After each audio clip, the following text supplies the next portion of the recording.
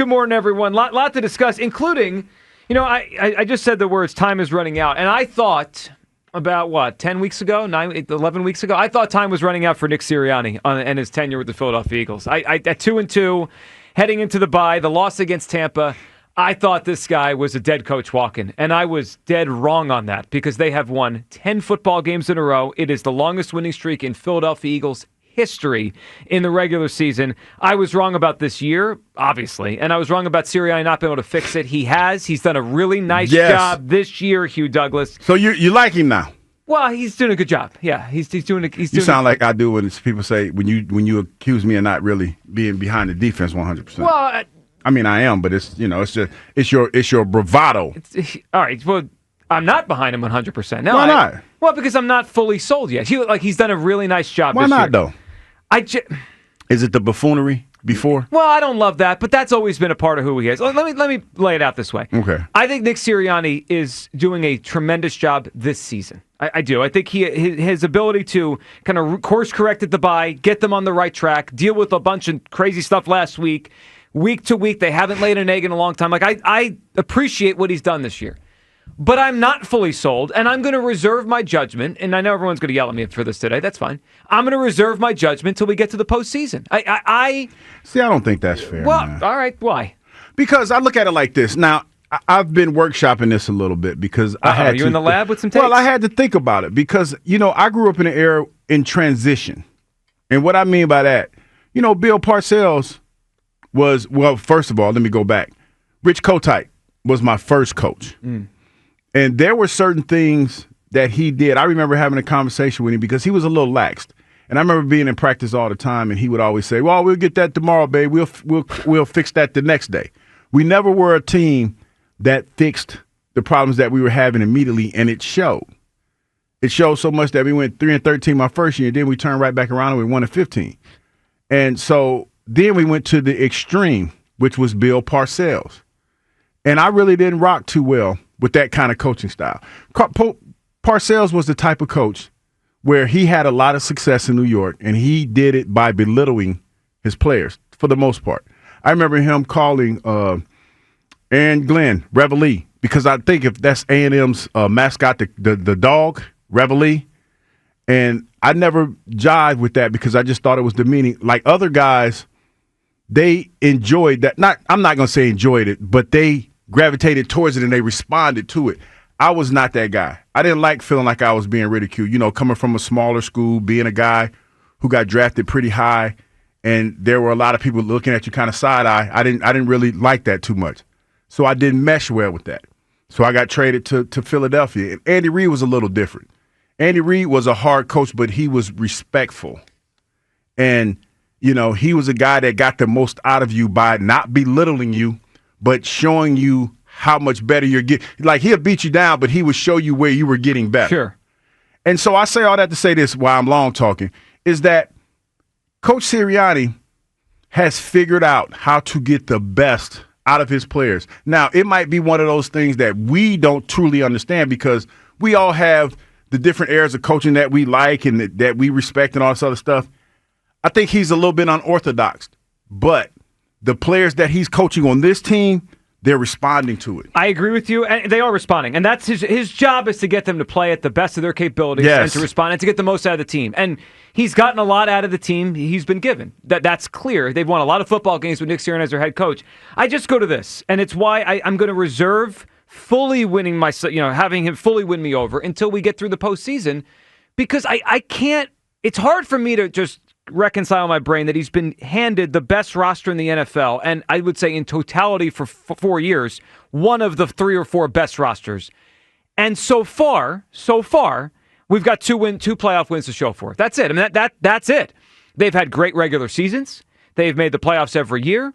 But right now, as I sit here today on December 19th, and Hugh mentioned you got to get on that Christmas shopping if you haven't gotten there yet, otherwise you're going to be out of luck. We have 2 playoff wins in his era. 2. And one was against Daniel Jones, and the other one, now they knocked out a quarterback, but the reality was that team played 3 quarters without a quarterback. That's it. So I need to see him succeed in the postseason. This is going to be a really good NFC postseason. We have gotten to the point now where the Eagles are put in as the favorite. They're the favorite to get to the Super Bowl. So I'm going to judge him now on the postseason. Like, he's obviously shown he can coach in the regular season, and they can win a lot of football games in the regular season. That's great.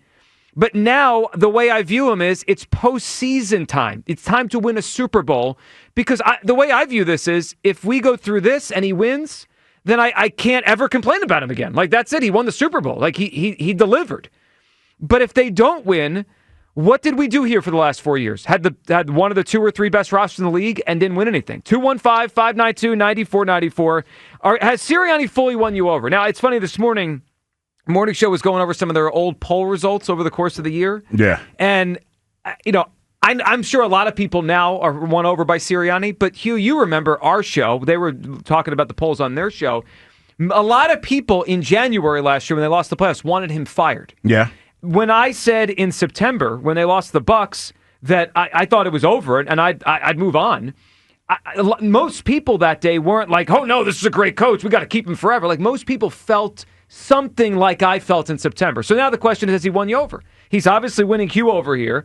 I'm waiting till the postseason to feel that way. Let's hear Ian Rappaport, because one of the... All right, you know what we need to hear from today? We need to hear from the Sirianni brigade that has been there the whole time. And we also need to hear today from those that were out on him. Has he won you back over fully? Has Sirianni won you fully over? Let's hear what Kyle has to say here, who has been a famous Sirianni guy. I mean, the guy even shaved his head in studio, buzzed his hair like Nick Sirianni. Are you fully in the Sirianni camp? Of course. I talked about last week how that was probably one of the biggest moments in Nick Sirianni's career, to be able to get them ready to play for that game during the week that we had last week. I thought was a phenomenal job. Hugh, welcome aboard, my friend. Thank you. It's good to have you, buddy. What do you guys have? A bus? What are you on? A boat? Like, what is the Sirianni sleigh? A sleigh? Is the Sirianni I'll sleigh? take a cookie. Okay.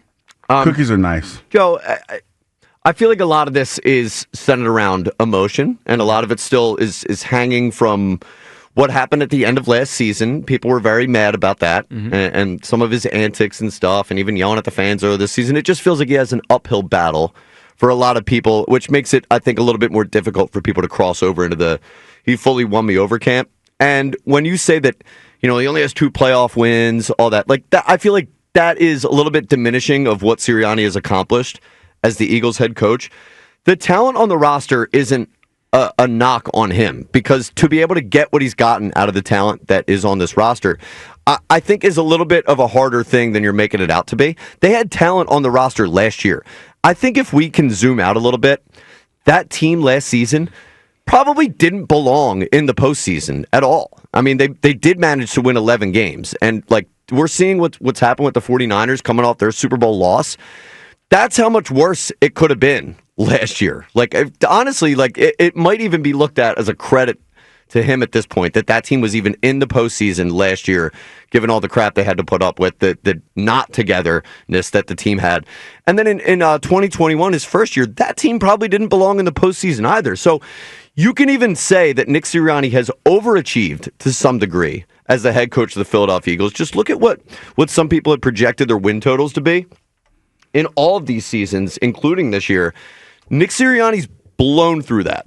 So I get needing to see what happens in the postseason, but like, what's the bar for you? Does he need to win the Super Bowl? Because that feels like a ridiculous expectation to have to put on a coach to just say that he won you over.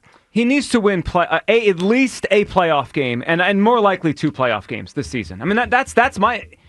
you know what? I've moved to a different realm. I don't know if anyone's with me on this. I now view the Eagles the way the best college programs view their teams. Like 10 wins, cool.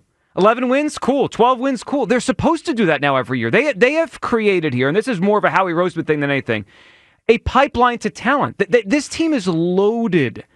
It's like, you know how people at Ohio State, they want to fire Ryan Day even though he's like 40-4?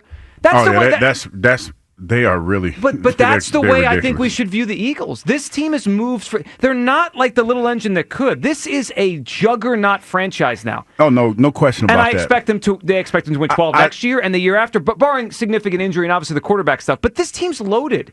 Like, I go back, you said exceeding expectations. Andy Reid won 2 playoff games in 2001 with some of the littlest offensive talent you could find outside of Donovan. Andy's one of the greatest head coaches of all time. Like, okay, you're right about that. Doug Peterson won the Super Bowl as an underdog in the NFC divisional round, the title game, and the Super Bowl. Sure. Sirianni hasn't wowed me yet with anything he's done on the biggest stage. Let me tell you what that's he's what done. it's about now. Let me tell you what he's done. And he doesn't get credit for doing this because of, we always like to talk about the talent that he's amassed or how he's amassed or whatever. Yeah. But we saw, and this is a perfect example, we saw the breakdown last year, the last 7 games. Coach Sirianni, there was a time where it looked like it was trending in that same direction. Coach Sirianni has figured out a way to channel and focus all these different egos. Think about that for a minute, Joe. Think about how hard that was. Think about how hard that was to do last year, and it fell apart. And all the innuendo. We still don't know what really went down in that locker room last year. But he's a culture guy, right? But everybody can't do that. Think about that. Whatever, even to this point, whatever him and his quarterback was going through at the beginning of the season, where the quarterback was hemming and hawing and didn't really endorse him the way that we felt like he should, they figured out a way to have a symbiotic relationship. He figured out a way to get the receivers, by throwing them the football, back on the same page. In a week, he's been able to course correct a lot quicker than he was a year ago. I think that's a testament to who he is. I really do. Sure, and I give him credit for that. I think he's, especially at the bye this year, getting Hurts on the same page as him as we're going to run the football. Like he's done a good job with that. Way better than last year. Maybe he learned from it and will be great the rest of his career. And with not that only kind of that, to be able to do that, because this is the thing that people don't realize. As a former football player, and I'm still like this to this day, and most of my teammates are too, you know when a person's being genuine, just from a small conversation. You know, like you get a feel for people in a short period of time by just talking to them and able to see if they're sincere. He's done a good job of being sincere and transparent to his players, so much so that they've learned to trust him again. Because a lot of times when you don't trust a coach or something, that's something hard to get back. I agree. Look, I've moved off of the idea that he's not a good coach. I'm not fully sold on him being anything special until we get to the postseason.